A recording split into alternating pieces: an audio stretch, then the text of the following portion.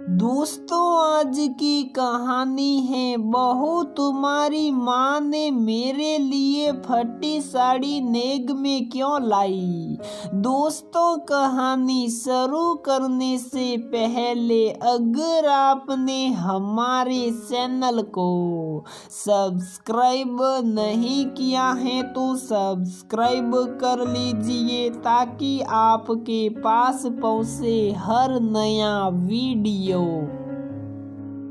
दोपहर में खाना खाकर उठी ही थी कविता की मोबाइल की घंटी फिर बज उठी। एक बार अपने दोनों हाथों पर डालकर बेटी से बोली, पियू मेरे हाथ गंदे हैं तो देख तो जरा किसका फोन है। मम्मा, जयपुर वाली बुआ जी का फोन था। क्या बात है मम्मा, आपका बर्थडे तो कल था और सारे लोग आज आपको फोन क्यों कर रहे हैं। मुझे क्या पता, होगा कोई काम, कहते हुए उसने हाथ धोकर पीहू से अपना मोबाइल ले लिया। पीहू सच कह रही थी, ज्यादातर माजी या राकेश के मोबाइल पर फोन करने वाली उसकी दोनों ही ननदों का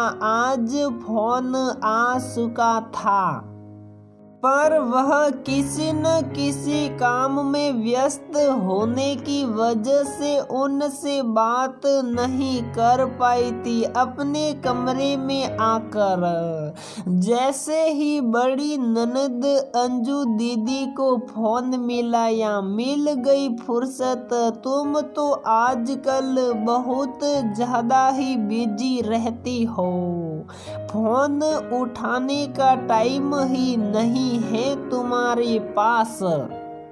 सुबह मंजू ने भी फोन किया था, वह भी तुमने नहीं उठाया। इससे पहले कि वह उन्हें बताते कि जब मंजू दीदी का फोन आया वह नहा रही थी। उसके बाद अब जाकर फुर्सत हुई है, लेकिन वह फिर शुरू हो गई।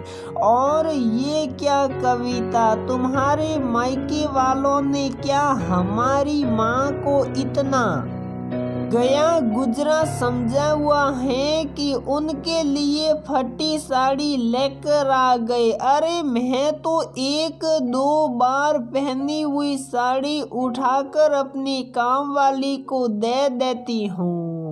हमारी माँ की कोई इज्जत नहीं है क्या? अगर तुम लोगों ने इसी तरह उनकी बेइज्जती करानी है तो बता दो, अभी उनकी बेटियां जिंदा हैं। हम अपनी माँ को अपने पास रख लेंगे। क्या हुआ दीदी, मुझे कुछ समझ में नहीं आ रहा है। माजी ने आपसे कुछ कहा है क्या? अरे वह बेचारी क्या कहेगी, वह तो तुम लोगों के पास अपना बुढ़ापा काट रही है। और बिना उसकी पूरी बात सुने उन्होंने फोन काट दिया। कविता का तो दिमाग ही घूम गया। माजी की आदत तो थी बात को बड़ा सड़ाकर पेश करने की, पर उसने सपने में भी नहीं सोचा था कि इतनी जरा सी बात का वो बतंगड़ बना देगी।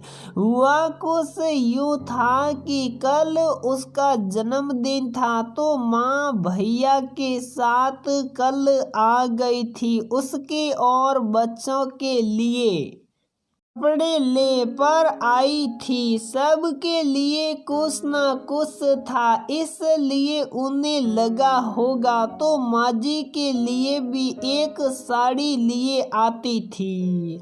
उनके जाने के बाद उसने माजी को ये कहते तो सुना था कि देख बेटा, ये साड़ी थोड़ी कटी हुई है। तब पियू बोली थी, दादी आपने इतनी जोर से उसका टैग खींचा है कि थोड़ी सी खींच गई है, कितनी सुंदर तो साड़ी है। और बस बात आई गई हो गई थी, उसे नहीं पता था कि इतनी सी बात माजी अपनी दोनों बेटियों को इतना बड़ा सड़ा कर बताएगी कि रातों रात उसका बतंगड़ ही बन जाएगा। यही वजह थी कि दोनों सुबह से उसे फोन कर रही थी। अब उसे अपनी माँ पर भी गुस्सा आ रहा था। क्या जरूरत थी इनके लिए साड़ी लाने की, जिन्हें उनकी भावनाओं की कोई कदर ही नहीं है। अगर साड़ी सचमुच में कटी भी थी तो उसे दे देती, वह चेंज करवा देती। इतना तमाशा बनाने की क्या जरूरत थी। राकेश से कुछ कहने का फायदा ही नहीं था। वह औरतों के मामले से जरा दूर ही रहते थे। वह माजी के पास जाकर बोली, माजी वो फटी साड़ी आप मुझे दे दीजिए, मैं माँ को वापस दे दूंगी। अरे छोड़ो भी बेटा, बनी रहने दो, क्यों बात का बतंगड़ बना रही हो। किसी की लाई हुई चीज क्या वापस करते हैं, मैं पहन लूंगी। माजी बहानेबाजी करते हुए बोली। उसे गुस्सा तो पहले से ही आ रहा था। अब माजी की बात सुनकर वह खुद पर काबू नहीं रख पाई। बात का बतंगड़ मैं बना रही हूँ कि आपने बनाया है। आपने फोन करके सबको बताया कि मेरे मायके वाले आपके लिए फटी हुई साड़ी लेकर आए हैं, जिससे आपकी कितनी बेइज्जती हुई है। मैं वह साड़ी उन्हें वापस कर उनकी गलती सुधारना चाहती हूँ। जरा सोचिए, अगर उन्हें आपकी बेइज्जती करनी होती तो साड़ी लेकर ही क्यों आते। और अगर आपको बुरा लगा था तो मुझे बता देती। पता है अंजू दीदी ने मुझे आज कितना सुनाया है, और अब तक तो पूरे खानदान में पता चल चुका होगा। अरे तुम तो बेकार ही बात को खींच रही हो। आखिर माँ अपनी बेटियों से दिल की बात नहीं कहेगी तो किससे कहेगी। और फिर मैंने ऐसा कुछ नहीं कहा था। बेटियां हैं, माँ की जरा सी तकलीफ या बेइज्जती से परेशान हो जाती हैं।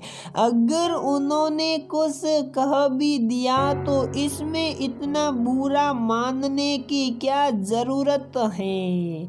यही तो मैं आपसे कह रही हूँ। मुझे भी अपनी माँ और मायके वालों की बेइज्जती से बहुत तकलीफ हो रही है, इसलिए मैं ये साड़ी ले जा रही हूँ। कहते हुए साड़ी उठाकर माजी के कमरे से निकल आई कविता। दोस्तों, कई बार हम कोई कपड़ा या सामान खुद मार्केट से लेकर आते हैं, बाद में वह खराब निकल जाता है और कई बार तो हम उसे बदल भी नहीं पाते हैं। लेकिन वही चीज यदि बहू के मायके से आई हो और खराब निकल जाए तो हम उन्हें ताना मारने या सुनाने का कोई मौका नहीं छोड़ते और कई बार इसी तरह बात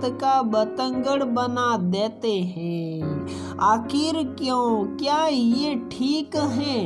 तो दोस्तों, हमारी ये कहानी यहीं पर समाप्त होती है। अगर आपको हमारी ये कहानी पसंद आती है तो प्लीज वीडियो को लाइक करें, शेयर करें और हमारे चैनल को सब्सक्राइब जरूर करें।